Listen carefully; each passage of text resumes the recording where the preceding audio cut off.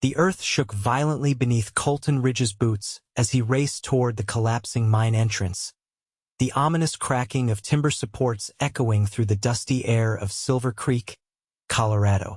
It was 1876, and the whispers about the unstable Redemption mine had finally proven true in the worst possible way. Through the billowing dust, he could hear women's screams coming from inside, a sound that cut through his soul like a knife through warm butter. Colton wasn't supposed to be anywhere near the mine that day. At 30 years old, he'd spent the last decade drifting across the Western Territories, taking odd jobs on ranches and avoiding anything that resembled permanence. That morning, he'd merely been passing through Silver Creek on his way to Denver when the ground beneath his horse trembled, and people began shouting about the mine collapse. "There are people still inside," a panicked miner shouted, his face streaked with coal, dust, and terror. "Two women went in to bring lunch to the men. The morning crew just got out, but they're trapped." While others stood frozen in horror, Colton dismounted in one fluid motion, tightening the bandana around his neck and pulling it up over his mouth and nose. Without hesitation, he sprinted toward the crumbling entrance, ignoring the shouts warning him to stay back. "You'll be buried alive, mister," someone called after him. The air inside the mine shaft was thick with dust and desperation. Each step took him deeper into darkness, the wooden supports groaning ominously above. Colton moved with the natural instinct of a man who'd faced danger before, navigating by sound rather than sight as he followed the increasingly desperate cries for help. 50 yards in, he found them. Two women huddled together against the wall, one holding a bleeding gash on her forehead, the other trying desperately to support a timber beam that threatened to give way at any moment. They were covered in dust, their faces pale with fear in the dim light filtering through the collapsing tunnel. "Hold on," Colton shouted, rushing forward as another tremor shook the mine. The younger woman looked up, her eyes wide with a mixture of hope and disbelief. "We can't get out, the main shaft collapsed behind us."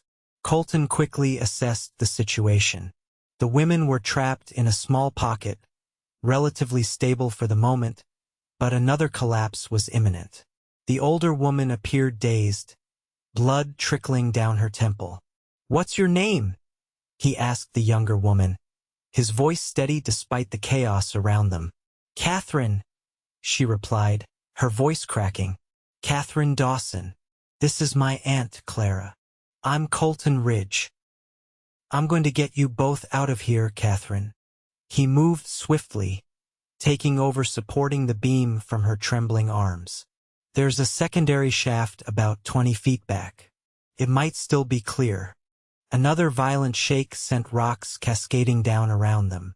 Without thinking, Colton lunged forward, covering both women with his body as debris rained down. When the rumbling subsided, he straightened up, ignoring the fresh cut on his shoulder. "We need to move now," he said firmly, helping Clara to her feet. "Catherine, I need you to help your aunt. Stay right behind me."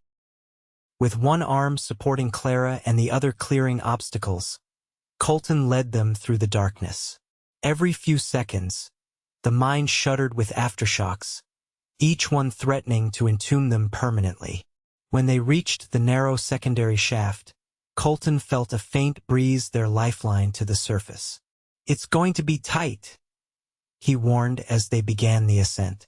The shaft was barely wide enough for one person, forcing them to move in a single file. Clara was weakening, her steps becoming unsteady.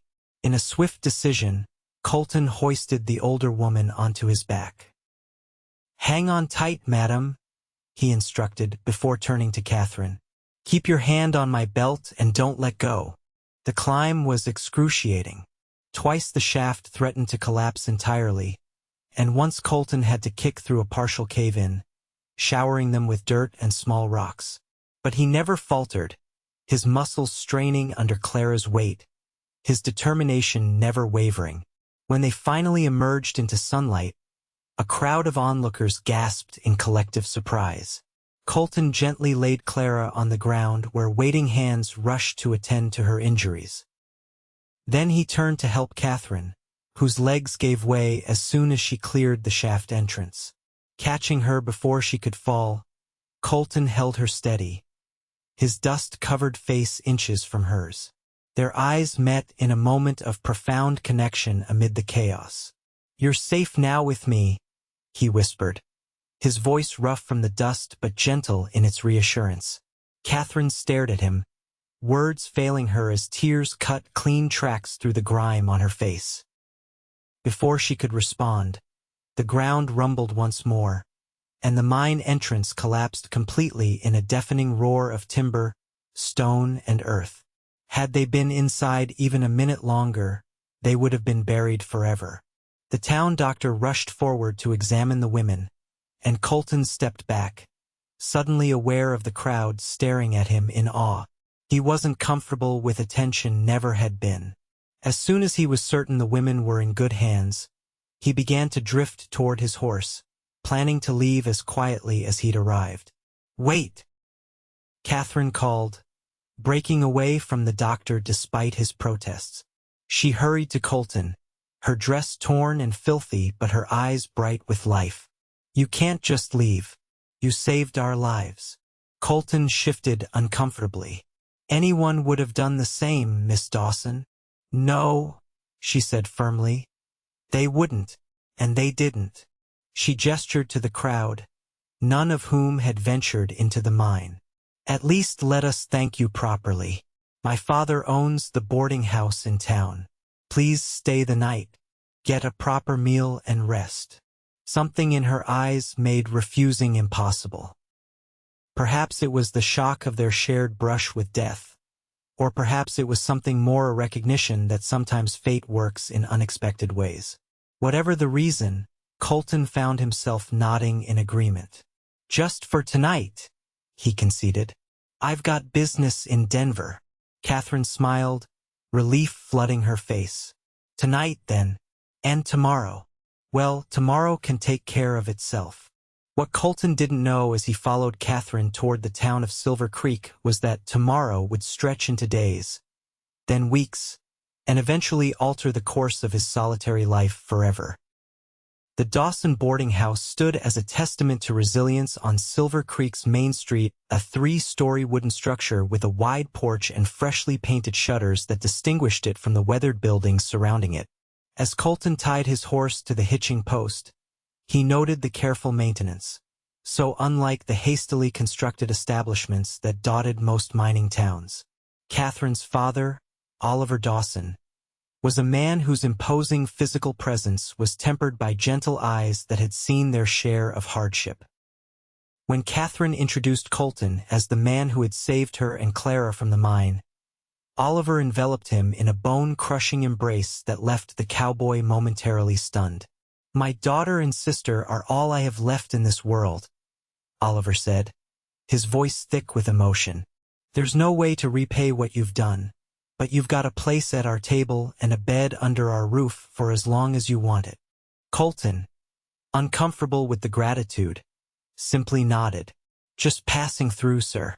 But I appreciate the offer for tonight." Clara had been taken to her room to rest, her injuries deemed serious but not life-threatening by the town doctor. Catherine, after washing away the mine dust, appeared in the kitchen doorway with a transformed presence that caught Colton by surprise.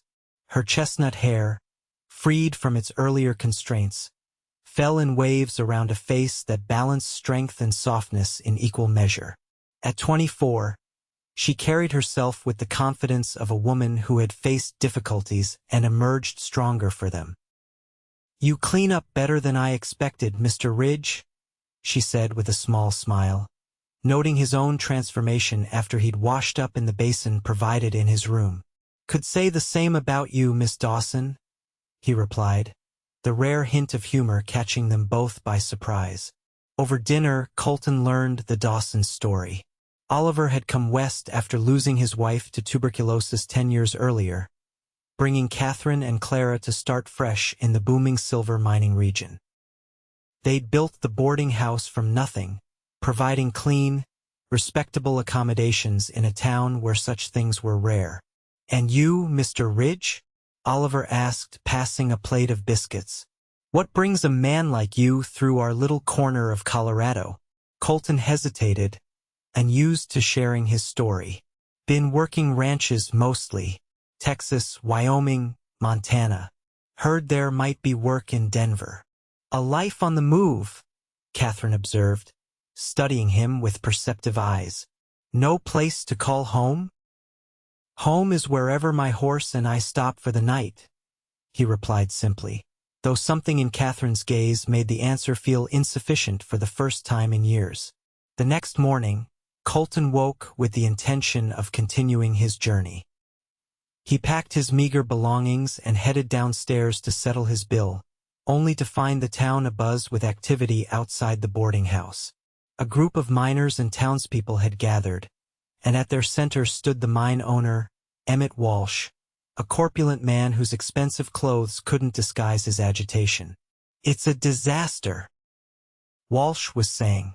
"We've got orders to fill, contracts that'll be broken if we don't get that mine operational again."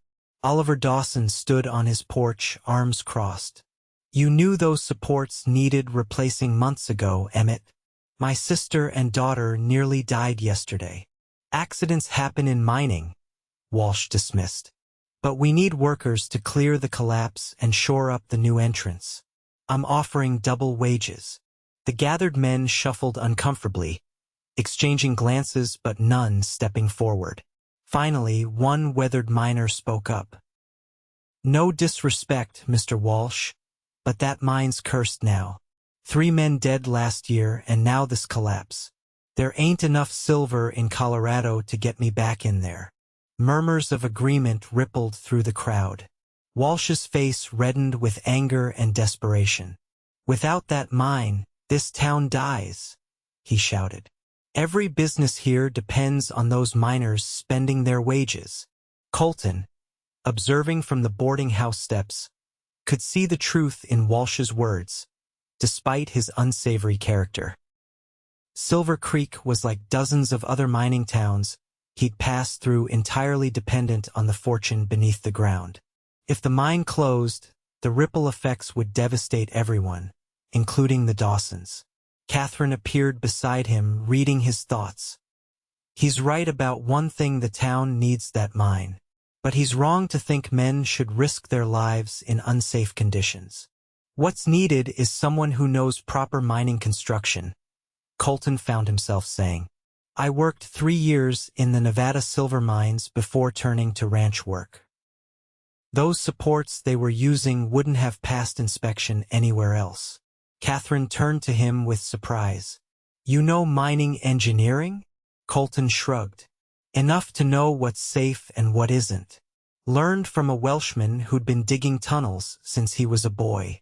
Before he realized what was happening, Catherine had taken his arm and pulled him forward toward Walsh. "Mr. Walsh," she announced, "Mr. Ridge here has experience with proper mine construction. He might be able to help make the redemption safe again." All eyes turned to Colton, who shifted uncomfortably under the sudden attention. Walsh looked him up and down skeptically. "You're the one who pulled these ladies out yesterday? A mining man, are you?" "Did my time underground," Colton replied cautiously. "Enough to know those support beams were half the thickness they should have been." Walsh bristled but couldn't argue the point with the evidence of the collapse still fresh. After a moment's consideration, ambition overcame his pride. "I'll pay top dollar for a man with your knowledge," Walsh offered. "Stay a week, help us rebuild properly, and there's $50 in it for you." It was a generous sum, more than a month's wages on most ranches. Colton opened his mouth to decline. Denver was waiting, after all, when he caught Catherine's eye. Something in her gaze challenged him, as if she were asking whether he was the kind of man who rode away when he was needed or the kind who stayed to finish what he'd started. 2 weeks, Colton countered, surprising himself, "and I'll need a crew willing to follow instructions to the letter. No shortcuts." Walsh grimaced but extended his hand. "Done." As the crowd dispersed, Catherine's smile was both triumphant and grateful. "I thought you were in a hurry to reach Denver," she teased. "Denver's been there a long time. It'll wait another 2 weeks," Colton replied, wondering exactly what he'd gotten himself into. It wasn't the promise of payment that had swayed him, but something far more dangerous to a drifter's way of life, the pull of connection to people who needed him. The following days established a rhythm that was foreign yet oddly comforting to Colton. Each morning, he would rise before dawn, take breakfast with the Dawsons, and head to the mine where a crew of initially skeptical miners gradually came to respect his knowledge and careful methodology. Under his direction, they cleared the collapsed entrance and began reinforcing the tunnel with proper supports twice as thick as the previous ones and positioned at intervals that would withstand the pressures of the mountain above. Walsh complained about the cost of the additional lumber, but fell silent when Colton demonstrated how easily the previous supports had splintered. Each evening, Colton would return to the boarding house, dusty and exhausted, to find Catherine waiting with hot water for washing and a home-cooked meal that put trail rations to shame.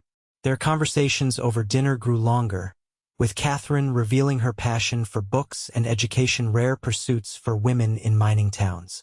"I teach some of the miners' children their letters," she explained one evening as they sat on the porch after dinner. "Most of them will never have formal schooling, but they should at least be able to read a contract before they sign it." Colton watched her animated expression as she spoke of her makeshift school. "You could have stayed back east, become a proper teacher," he observed. Catherine's smile turned wistful.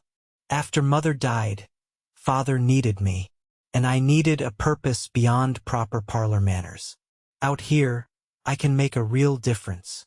"You already have," Colton said quietly, thinking of the children who would carry her teachings into their future. A comfortable silence settled between them, broken only by the distant sounds of the saloon piano and the gentle creaking of Catherine's rocking chair. "May I ask you something personal, Mr. Ridge?" Catherine finally said, her voice tentative. "You've been feeding me for a week now. I think you can call me Colton." She smiled at that. "Colton, then. What are you running from?" The directness of her question caught him off guard. "What makes you think I'm running from anything?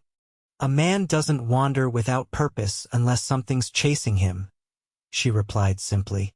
"Or unless he's chasing something himself." Colton considered deflecting with his usual vague responses, but something about the twilight honesty of the moment demanded more. "My father was a farmer in Missouri," he began slowly. "Had the same piece of land his father worked before him. Expected me to do the same. But farming ties you down to the seasons, to the soil, to one plot of earth for life. And you wanted more? Wanted different," he corrected. "After the war, I couldn't settle. Too many men I knew never came home, never got to see another sunrise. Seemed wrong to waste days plowing the same furrow year after year when there was so much I hadn't seen." Catherine studied him thoughtfully.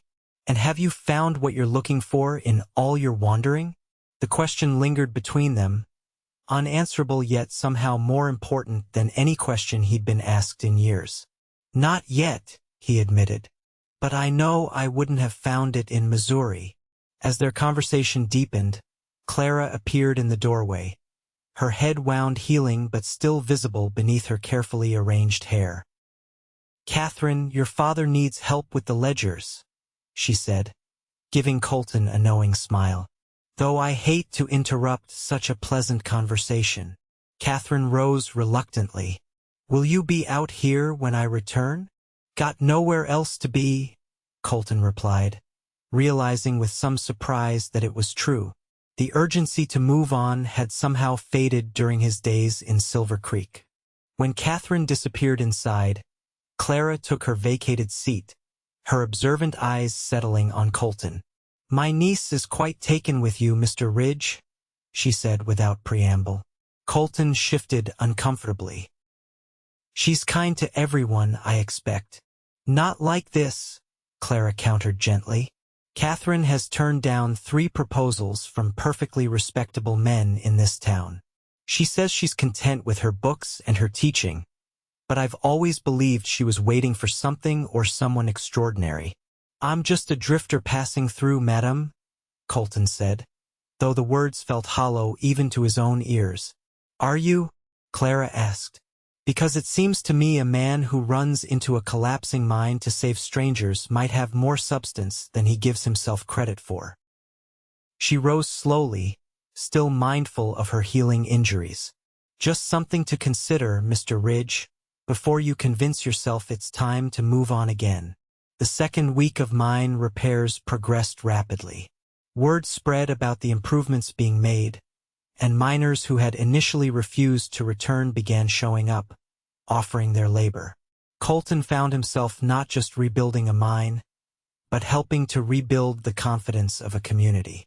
On his 10th day in Silver Creek, disaster nearly struck again. Colton and 2 miners were inspecting a newly reinforced section when a pocket of unstable rock gave way without warning.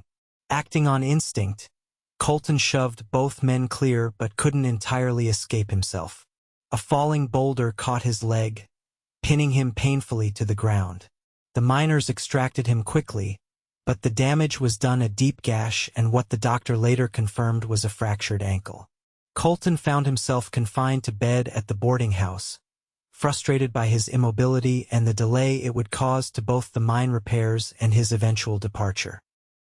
Catherine proved herself an attentive but firm nurse, bringing him meals, changing his bandages, and absolutely refusing to let him attempt walking before the doctor permitted it. "You're worse than any patient I've ever had," she scolded on the 3rd day of his confinement, catching him attempting to stand. "The mine will wait another few days.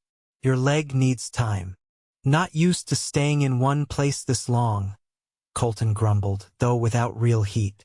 The truth was, despite the pain and inconvenience, there was something undeniably pleasant about Catherine's constant presence and care. "Perhaps that's exactly what you needed," she replied mysteriously, adjusting his pillows with unnecessary attention. That evening, Oliver Dawson visited Colton's room, carrying a chessboard and a bottle of good whiskey. "Thought you might appreciate some company that isn't fussing over you," the older man said with a smile, setting up the board between them. As they played, Oliver spoke of his late wife, of the early days in Silver Creek when the boarding house had just been a dream, and of his hopes for Catherine's future. "She's got a good head on her shoulders, my Catherine," he said proudly. "Too smart to waste her life waiting for some man to give her purpose, but too loving to be alone forever." He moved his knight, capturing Colton's bishop. "A father worries. She'll find her way," Colton said, studying the board to avoid meeting Oliver's knowing gaze. "She already has, I think," Oliver replied meaningfully. "The question is whether the path she's chosen will lead somewhere or disappear into the distance." The metaphor wasn't subtle, and Colton felt a responsibility to be honest. "Mr. Dawson, I've never stayed anywhere longer than a season. Don't know if I'm capable of it." Oliver took a thoughtful sip of whiskey. "You know, before I met Catherine's mother, I was something like you. Never believed in putting down roots. Then one day, I realized roots aren't chains that would allow a tree to grow strong enough to weather any storm." He reset the chess pieces. Another game? By the time Colton was able to return to the mine site a week later, the repairs were nearly complete. Walsh had followed his instructions in his absence, reluctantly admitting that the improved safety measures had actually attracted more experienced miners to sign on, potentially increasing productivity once operations resumed. On his final contracted day, Colton inspected the entire operation one last time, giving his approval for the mine to reopen the following morning. The miners presented him with a silver pocket watch in appreciation, a gesture that left him uncharacteristically speechless. As he walked back to the boarding house, Colton found himself cataloging the town in a new way, not as a temporary stop, but as a place with faces and names he now knew. the general store owner who nodded as he passed, the blacksmith who had crafted specialized tools for the mine repairs, the children who waved from the schoolyard where Catherine sometimes taught. Somehow, without his noticing, Silver Creek had become more than just another dot on a map. Catherine was waiting on the porch, a letter in her hand and an unreadable expression on her face. "This came for you," she said, holding out the envelope. "From Denver." Colton took it with surprise. No one knew to reach him here. Opening it, he found a job offer from a cattle operation outside Denver, the very opportunity he'd been heading toward when fate intervened in Silver Creek. "Good news?" Catherine asked, watching his face carefully. "Job offer," he replied. "Foreman position on a cattle ranch. Good pay, steady work." "Congratulations," she said, her smile not quite reaching her eyes. "When will you leave?" The question hung between them, weighted with unspoken possibilities. 2 weeks ago, the answer would have been simple the next morning at first light, as was his way. Now, looking at Catherine, the answer stuck in his throat. "They need an answer within the month," he said instead of committing. Catherine studied him for a long moment. "What's keeping you from saying yes immediately?" "It's the opportunity you were traveling for." "Things change," Colton said simply. "Do they?" Catherine challenged gently. "Or do we just learn to see what was already there?" That evening, as sunset painted the mountains in shades of gold and crimson, Colton found Catherine at the small creek that gave the town its name. She sat on a fallen log, skirts carefully arranged, watching the water flow over smooth stones. "Your father said I might find you here," Colton said, approaching slowly to avoid startling her. She smiled without turning. "This is where I come to think. The water's always moving, but the creek remains. There's a lesson in that, I suppose." Colton sat beside her, his injured leg extended awkwardly. For several minutes, they simply watched the water together, comfortable in shared silence. "I wrote to decline the Denver position," Colton finally said. Catherine turned to him, surprise evident in her expression. "Why would you do that? It's what you came here for." "No," he corrected gently. "It's what I thought I was looking for. Turns out what I need might be something else entirely." "And what might that be?" she asked, her voice barely above a whisper. Colton considered his words carefully. He was a man of action, not flowery speeches, but Catherine deserved honesty and clarity. "All my life, I've been moving toward horizons that keep receding. Every new town, every new job was just a temporary stop before the next one. Never found what I was looking for because I never knew what it was." He reached for her hand tentatively, giving her every opportunity to pull away. She didn't, until I ran into a collapsing mine and found 2 women who needed help. Catherine's fingers tightened around his. "Are you saying you want to stay in Silver Creek?" "I'm saying I want to stay wherever you are," he replied simply. "If that's here, then yes." Walsh offered me a permanent position overseeing mine safety. Good pay, respect from the men. But that's not why I'd stay. Catherine's eyes shimmered with unshed tears. "I've watched you these past weeks, Colton. The way you work, the way you deal fairly with everyone, the respect you've earned. I've seen a man discovering his own worth by helping others find theirs. I'm still learning," he admitted. "But I'd like to learn with you if you'll have me." Instead of answering with words, Catherine leaned forward and pressed her lips gently to his, a kiss as clear in its meaning as any declaration. When they parted, her smile held both certainty and promise. "I believe," she said softly, "that we have much to teach each other." On a crisp autumn day 6 months later, Colton Ridge stood in the newly built church of Silver Creek, watching as Catherine walked toward him in a dress of ivory silk. The mine operation was thriving under safer conditions. The town was growing steadily with new businesses opening along the main street, and for the first time in his adult life, Colton had bank savings and plans that extended beyond the next season. As Catherine reached his side, her eyes bright with joy and anticipation, he took her hands in his. Around them stood the community that had become their shared home, Oliver beaming with pride, Clara dabbing at happy tears, miners and townspeople who had witnessed their story from its dangerous beginning to this promising new chapter. "You're safe now with me?" Colton whispered, echoing the words he'd spoken in that collapsing mine, now transformed from immediate reassurance to lifelong promise. Catherine's answering smile held all the certainty he'd spent years searching for on distant horizons, only to find it waiting in a silver mining town he'd never planned to visit. "And you with me?" she replied, completing the circle that had begun when fate and courage brought a drifter and a teacher together in the most unlikely of circumstances. As they exchanged their vows, Colton realized that in saving Catherine that day, he had ultimately saved himself from a life of endless wandering without purpose or connection. The roots he'd feared would chain him had instead given him the foundation to build something lasting and true.